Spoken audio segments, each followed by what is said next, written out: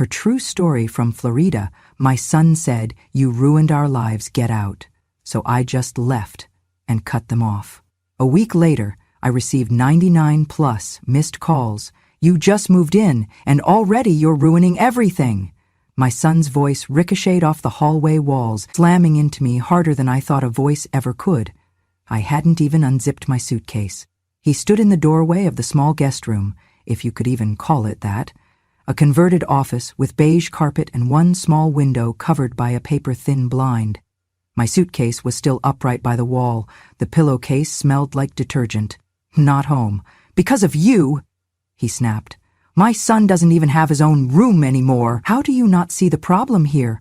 I opened my mouth, then closed it again, because anything I said would have only made it worse. I had been in the house less than 2 hours. I had just left behind everything I'd ever known. My old house, my garden, my church group. I'd sold the place I had lived in for 34 years. The same place where I watched him take his first steps. Where we painted the hallway walls yellow the summer after his father died. Where I buried my wedding ring under the rose bush because I couldn't bear to look at it anymore. All of that, sold, gone, so I could come live with them, as he once put it, so they could take care of me now, after the minor stroke last year and the arthritis that made stairs my enemy. He and his wife had wanted a bigger home, something with a yard, space for their 2 kids, and maybe a little corner for me. But the truth was, they didn't have the money, not even close. So I did what mothers do. I sold my house, cashed in the CD my husband left me, and handed over the down payment. Every cent went toward the purchase of this 2-story in a quiet suburb of Florida, complete with a screened porch, a guest room, and promises. "You'll be part of everything," my son had said when we signed the papers together. "We'll make it work." But promises are cheap when you're not the one paying. Now he stood over me, eyes wide with blame, fury trembling in his fingers. "Why did you even come here, Mom?" he hissed. "This was supposed to be a new start for us. Instead, we're rearranging everything for you. You're not a queen, okay? You don't get to just walk in and disrupt our lives." I looked at him, really looked at him. For the first time in years, I saw the tired lines around his mouth, the resentment in his eyes, and the sheer discomfort of a man forced to make space for someone he didn't expect to live this long. I looked down at my suitcase, my folded sweaters, my worn slippers, my medications lined up in a plastic bag, labeled in black marker. I hadn't brought much, but somehow even my presence was too much. His wife, Sarah, hovered by the kitchen doorway. She didn't say anything. She didn't have to.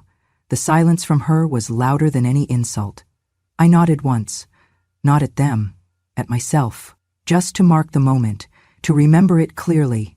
"I'll stay out of the way," I said softly. "I'll make it work." He scoffed, turning his back before I'd even finished the sentence. That night, I lay awake on the stiff mattress, listening to the ceiling fan buzz and thrum. From the room across the hall, I heard the sound of my grandson crying, a soft, sleepy whimper that made my chest ache. I heard my son mutter something under his breath, followed by the slam of a door. Nobody came to comfort the child. Nobody came to comfort me either. I had moved into a house, but not a home. Everything about the first night confirmed what I didn't want to admit. I had traded the last piece of my independence for the illusion of belonging. And already, I was being pushed aside. The next morning, I woke up early. I folded the blankets, unpacked a few things, and tried to make the bed look less like a punishment. In the kitchen, Sarah passed me without a word. The coffee was already made, but not for me. I poured a cup anyway, sat at the edge of the table, and stared at the backyard. My grandson was playing in the grass, alone, no toys, just a stick and a plastic bucket. He saw me through the glass and waved. I smiled, but it didn't reach my eyes. By lunch, I'd been asked to use the bathroom downstairs, only it's just easier with the kids running around, and reminded not to use the dishwasher unless I asked first. By dinner, there were only 4 plates on the table, not 5. No one said it out loud, but the message was clear. I was not family. I was an obligation, a disruption, an afterthought. I washed my own plate, alone. That night, as I changed into my pajamas, I noticed that my suitcase, still half full, had been pushed to the closet, not by me. They didn't even want to see the reminder of what I'd given up to be here, and so I sat down on the edge of the bed, placed my phone on the nightstand, and opened the small notebook I kept in my purse. It had been meant for grocery lists, blood pressure logs. Instead, I wrote, Day 1. My name is Evelyn Parker. I sold my house to buy theirs, and today I was told I'm the reason their son has no room. The phone rang at 10:37 a.m. I was in the laundry room, folding towels no one had asked me to fold, trying to feel useful in a house that barely acknowledged I existed. I answered on the second ring. It was a woman from the bank. Mrs. Evelyn Parker? Yes, speaking. This is Marcia with First Federal. I'm just calling to confirm your application for a $215,000, 0 cents home equity loan submitted last week. We're just missing a few documents to proceed. I felt my knees go cold. Excuse me? The application? To leverage your property. She paused. The house in Orange Grove Lane. You signed the initial authorization, but we still need your tax returns. I didn't sign anything. A long pause. I'm sorry, the woman said, now cautious.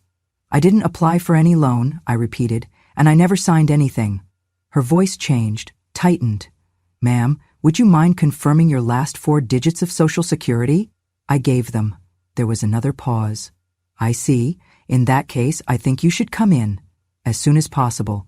By noon, I was sitting in a small branch office with cold air conditioning and a printout of documents I had never seen before in my life, and there it was. My name, my Social Security number, my address, and a signature that pretended to be mine. But it wasn't.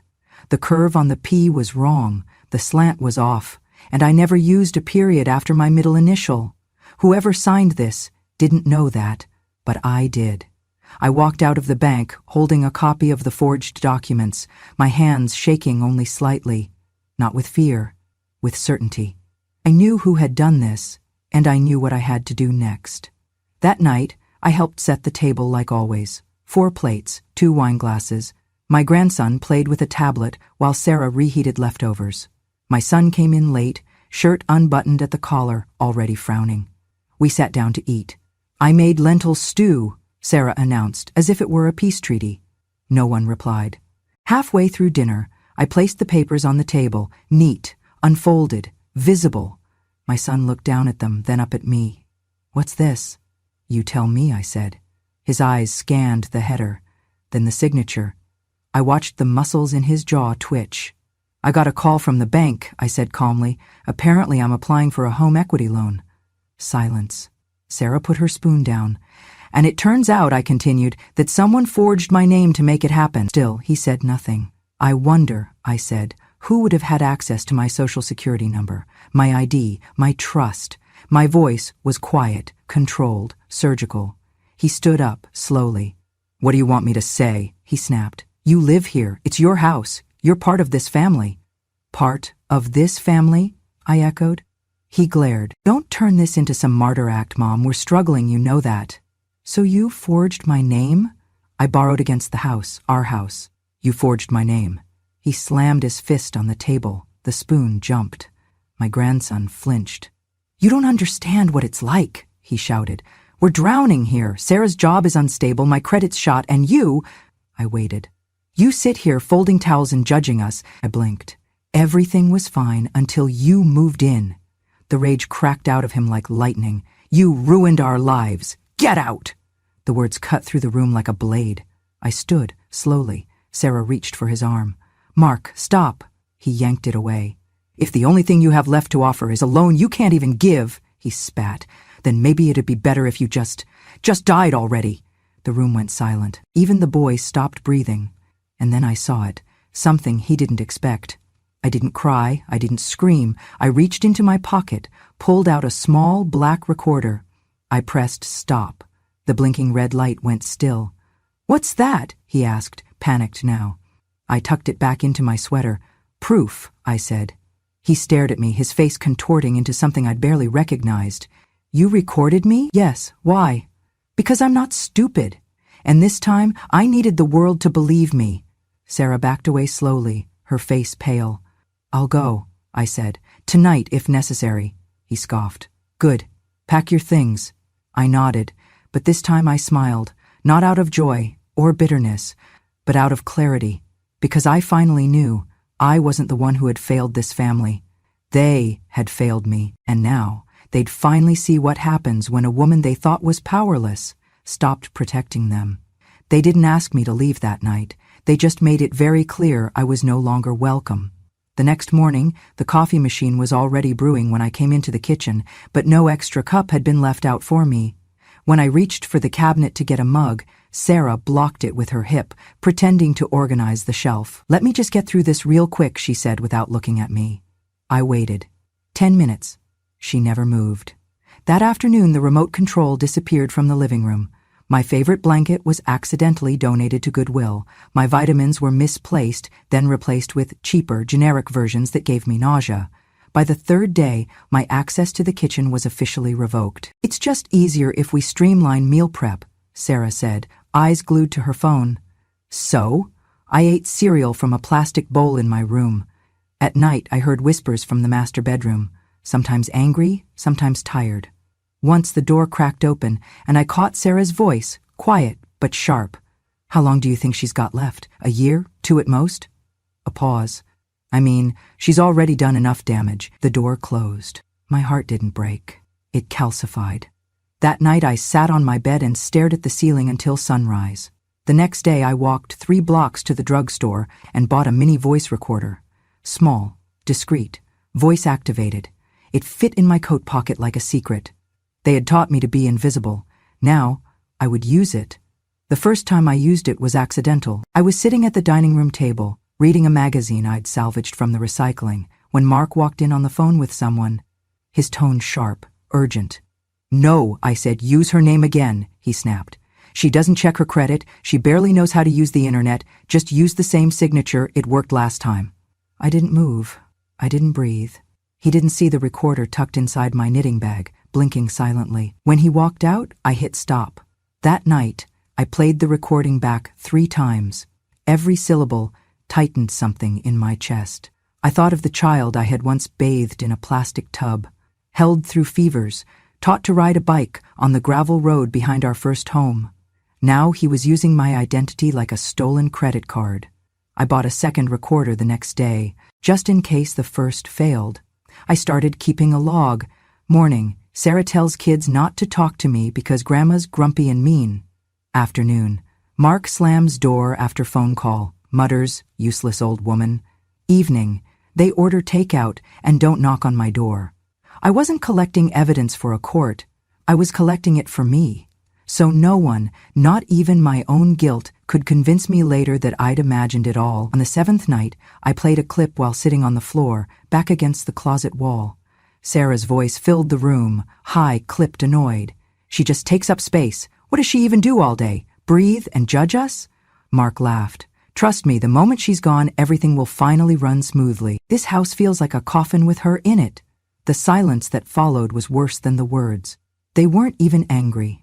They were comfortable. Comfortable hating me. I didn't cry because I was hurt. I cried because it made everything clear. This wasn't a bad week or a tough transition. This wasn't about stress or misunderstandings or generational conflict. They didn't love me.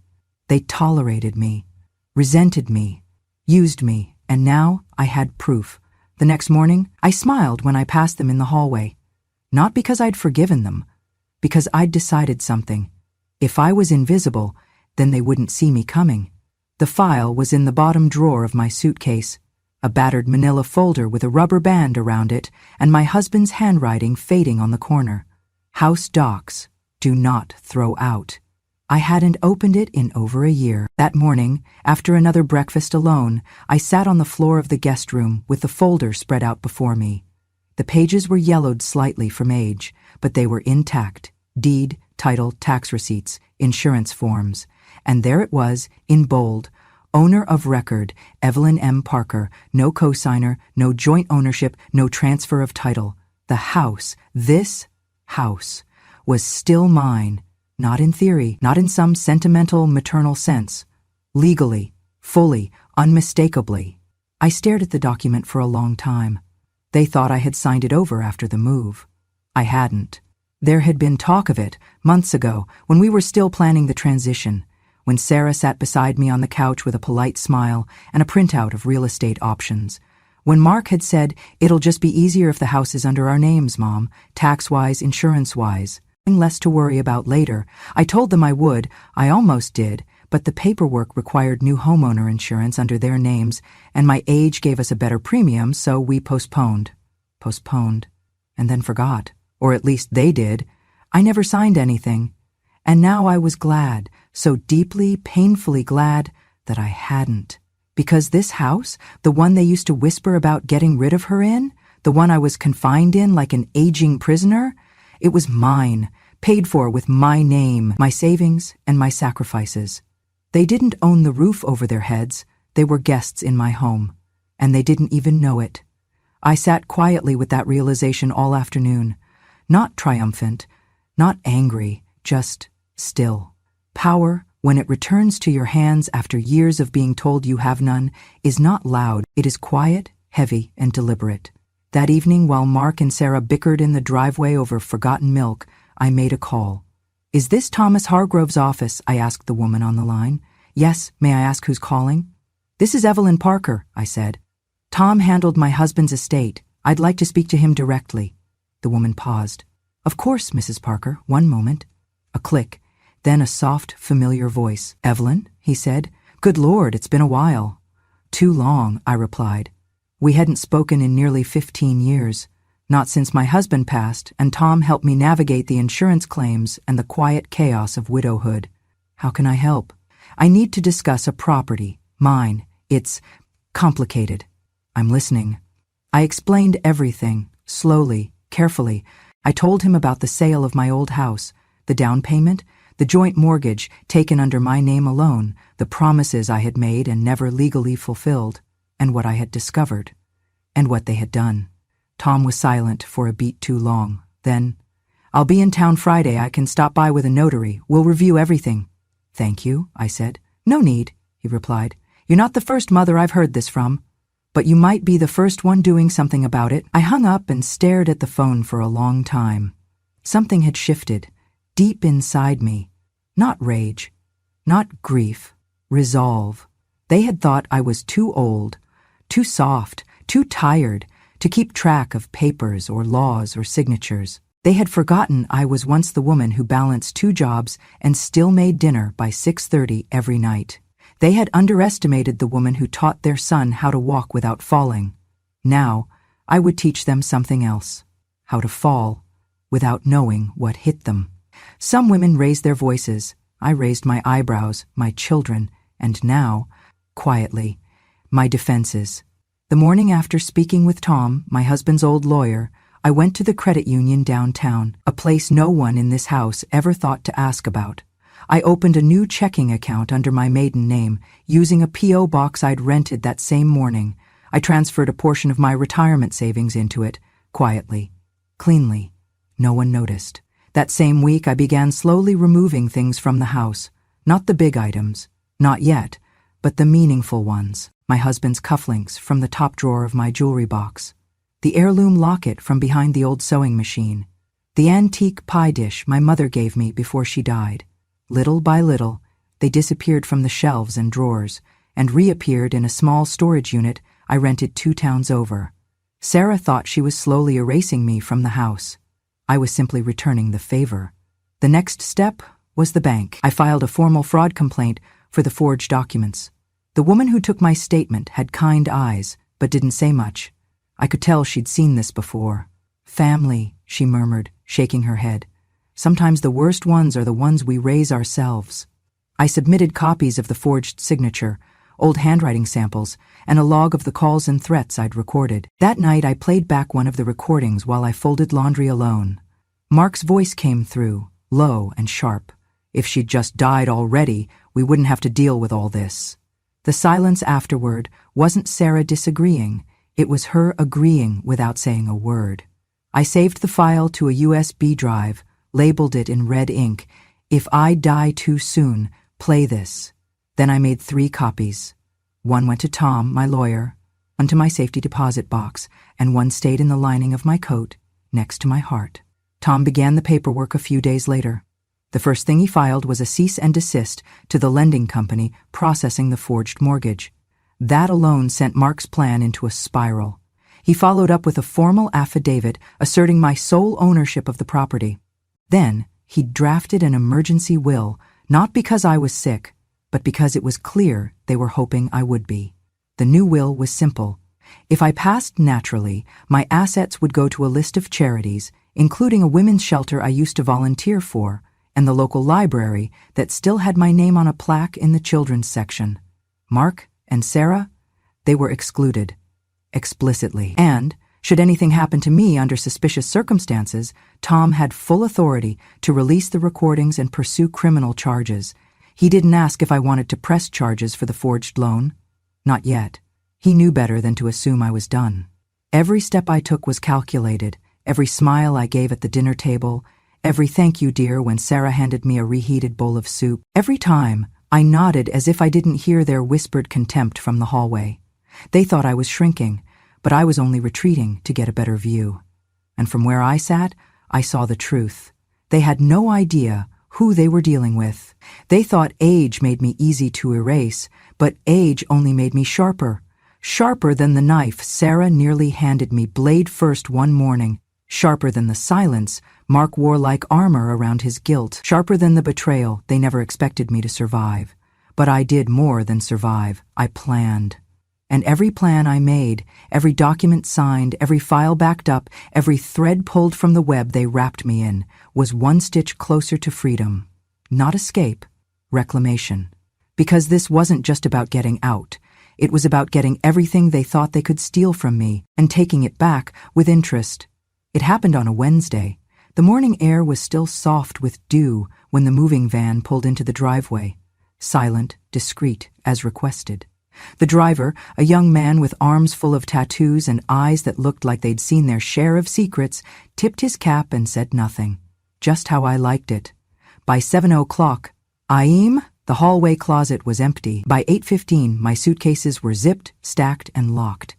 By 9:00, the last photograph of my husband had been gently wrapped in bubble wrap and placed in the front seat of the car that came to pick me up. I didn't say goodbye. Not because I was angry. Because I was done. I had watched this house go from a promise to a prison. Now, it was just a place I used to live. Mark and Sarah weren't home. They had gone out early to meet a financial advisor, likely trying to salvage the crumbling pieces of their plan. I didn't need them to be present for the finale. They'd get the message soon enough. I placed a wooden box on the kitchen table. It wasn't big, but it carried more weight than any of them could imagine. Inside, a printed copy of the deed listing me as sole owner, the formal withdrawal of my initial promise to transfer the bank fraud complaint report, complete with forged signatures and timestamps, 2 USB drives labeled Map Draw Files Mark and Sarah. One contained the recordings, the other was just a backup, and finally a letter, neatly typed and signed in blue ink. To whom it may concern, this house no longer belongs to you. It never did. I left the box right in the middle of the table, next to a cold pot of coffee and a stack of unpaid bills. The silence of the house didn't mourn my departure. It sighed in relief. By noon, I was stepping into my new home, a furnished apartment on the 12th floor of a senior living community overlooking the river. Modern, quiet, and warm in ways that had nothing to do with the thermostat. The front desk clerk handed me my keys, smiled, and said, "Welcome home, Mrs. Parker." For the first time in years, I believed it. Everything had already been paid in advance. 12 months of rent, health services, dining credits. My name was on every document. My signature, unforced and free. The apartment smelled like lavender. The armchair by the window was soft and deep. There was no one here to shout, no one to question why I needed space or silence or dignity. Only me. And that, at last, was enough. That night, I sat by the window with a cup of chamomile tea. Below, the city lights flickered like fireflies. I imagined the moment they'd walk through the front door, expecting the same bitter old woman warming their couch, folding their towels, sitting quietly in her corner. Instead, they'd find nothing but empty drawers, hollow closets, and a box.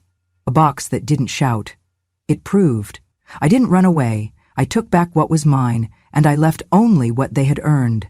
Silence, consequence, and a deep, echoing absence where their free ride used to be. It started on the 7th day.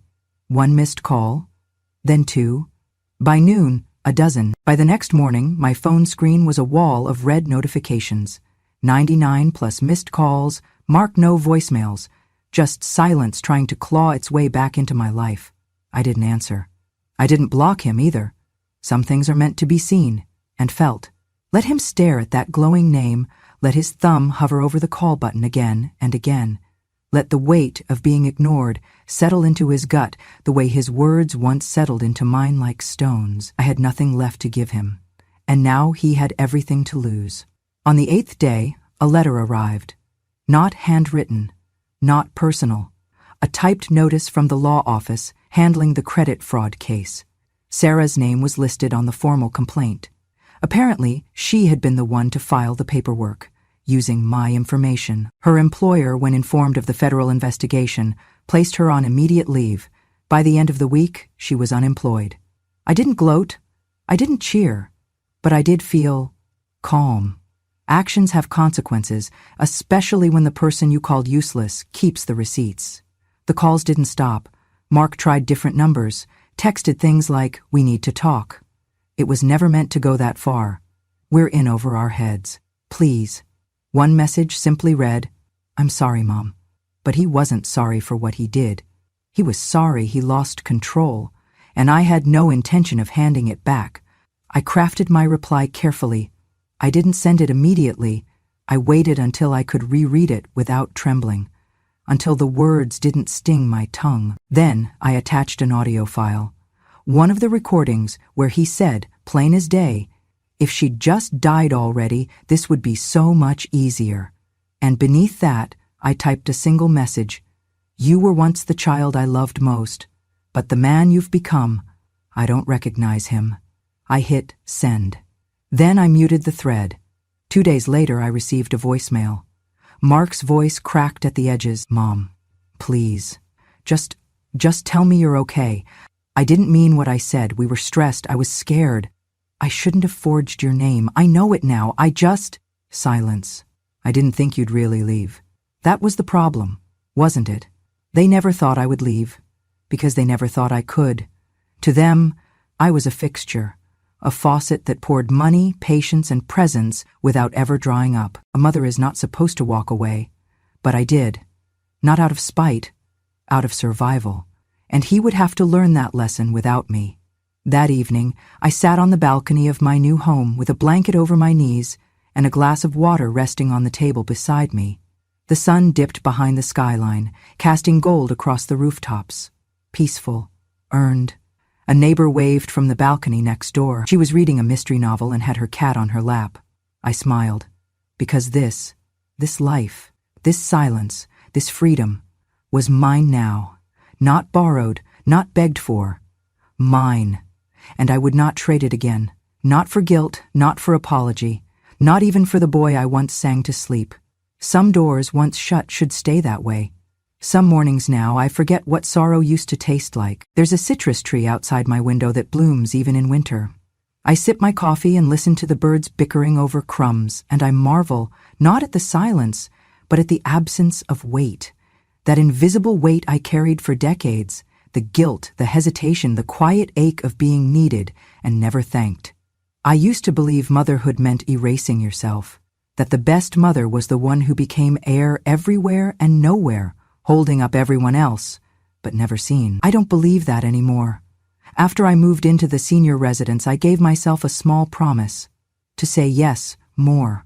I said yes to watercolor classes, yes to poetry readings at the local library, yes to a weekend bus trip to Savannah, where I ate shrimp and grits by the harbor and danced barefoot on a balcony with women who had stopped asking permission to be joyful. It wasn't long before I had a drawer full of brochures. Greece, Portugal, Montana, Japan. I didn't care if my knees ached or if I needed to pack extra pills. I had time. I had savings. And for the first time in my life, I had no one waiting to tell me I couldn't. I joined a travel group for women over 60. Golden Miles, they called it. There were 10 of us on that first trip, all in wide-brimmed hats and orthopedic shoes. But we were not delicate. We were fierce. We laughed like teenagers on the cliffs of the Amalfi Coast. We whispered old secrets under the cherry blossoms in Kyoto. And we cried, quietly, together, at the Anne Frank house in Amsterdam. Not because we were sad women, but because we were alive women. Every morning I woke up somewhere new. I reminded myself, I am not a ghost. I am not a burden. I am not waiting to die. I'm living. And I'm finally doing it for me. On a cruise through the Danube, I met a man named Samuel. He was from Maine, widowed like me, polite in the way old men used to be, pulling out chairs, saying, "Ma'am," but with a quiet sadness behind his jokes. We ended up seated beside each other at dinner. I asked if he wanted the last roll. He said, "Only if you'll take half," and somehow that's how it began, not with sparks or sweeping gestures, but with gentle consideration. He told me about his wife, gone 10 years now, about the daughter he raised alone, who now lived too far and called too little. I told him about Mark, but only some parts, the ones that didn't leave bruises. Samuel didn't ask for more than I offered, and I loved him for that. By the end of the cruise, we'd spent every breakfast side by side. We read books on the same bench, shared dessert, held hands under the stars. It wasn't a love that consumed, it was a love that steadied. When we got back, we didn't promise forever, just that we'd write, and maybe travel again, but that was enough, more than I ever expected. One afternoon back in Florida, a letter came. It was from Jean again, the friend who had first told me about Mark's divorce. Inside was a smaller envelope, sealed. I opened it and found a handwritten note. "Dearest Evelyn, Mark came by, said he wanted your address. I didn't give it to him, but I told him something else. Your mother is doing better than I've ever seen her. He looked like someone just told him the sun would never rise again. Just thought you'd like to know. Love, Jean." I didn't laugh. I didn't cry. I simply sat with it. That knowledge, that shift. He had lost access to the one person who had always believed he could be more. And now, I no longer needed him to be. I spend my days now painting more, poor but happily. My roses still look like red cabbages. My clouds sometimes resemble potatoes, but they make me laugh. I've picked up French again, just for fun. I've started baking with almond flour even though I hate it, just because I can. I've become the woman I wish my mother had gotten to be, not because I'm lucky, but because I finally stopped asking to be allowed. I didn't seek revenge, I didn't scream, I didn't shame. I simply took back what was mine. My name, my space, my peace, my kindness, and I placed it in the hands of the only person who had truly earned it, me. Have you ever felt like they only loved you when you were giving, when your hands were full of meals, of money, of answers, when you were the one holding the family together, quietly like glue, invisible but essential? But the moment you stopped, the moment you needed something back, you disappeared. The room got quieter. Their eyes turned colder. The love you thought was unconditional, suddenly, it came with terms. If you've ever been there, sitting at a dinner table that used to feel like home, now feeling like an unwanted guest. If you've ever laid awake at night asking yourself, was I only loved when I was useful? Do they miss me, or just what I used to give them? Let me tell you something, you are not alone. And more importantly, you are not done. Your worth does not expire with age. It does not fade when your hands get tired or your knees start to ache. It is not tied to what you can do for others, how many times you said yes, or how long you stayed silent to keep the peace. Your worth is in your memory, in your stillness, in the way you knew all along and waited for the right moment to speak, because silence is not weakness. And power, real power, it doesn't need to shout. Sometimes the strongest person in the room is the one they never saw coming, the quiet one, the polite one, the one they underestimated until she walked away with everything they thought they owned. We've been called burdens. We've been called selfish for finally saying no. We've been told to be grateful, to be quiet, to stay in our place. But here's the truth. Dignity doesn't ask permission, and kindness, true kindness, is never owed. It's given, freely, and it can be taken back when it's abused. So if you're watching this, and you're carrying a story inside of you, a betrayal you've never spoken aloud, a sacrifice they never thanked you for, a moment where someone you loved deeply chose to forget your humanity, Know this, it's never too late to speak, to remember, to reclaim, to start again, not as who you were for them, but as who you've always been for yourself. You are not just a mother, not just a grandmother, not just the extra at the table. You are the main character, the keeper of stories, the witness of truth. And when you speak, the world finally listens. Subscribe to Grandma True Stories, because here, we don't whisper the truth anymore. We remember it, we speak it, and we live what's left with fierce, undeniable grace. Revenge has no expiration date, and neither does dignity. So pull up a chair, turn up the volume, and listen closely, because when a grandma speaks, it's not just a story. It's justice, wrapped in memory, and finally, set free.